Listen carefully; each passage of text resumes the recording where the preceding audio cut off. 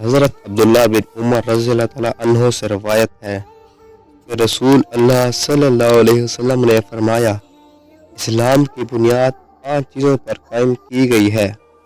अव्वल, गवाही देना कि अल्लाह के सिवा कोई माबूद नहीं और बेशक मोहम्मद सल्लल्लाहु अलैहि वसल्लम अल्लाह के सच्चे रसूल हैं, और नमाज कायम करना और ज़कात अदा करना और हज अदा करना और रमज़ान के रोज़े रखने हैं। अगर आपको हमारी वीडियो अच्छी लगे तो वीडियो को लाइक और चैनल को सब्सक्राइब करें। दीन की बात को फैलाना सदका जारिया है, इसलिए इस वीडियो को ज़्यादा से ज़्यादा शेयर करें।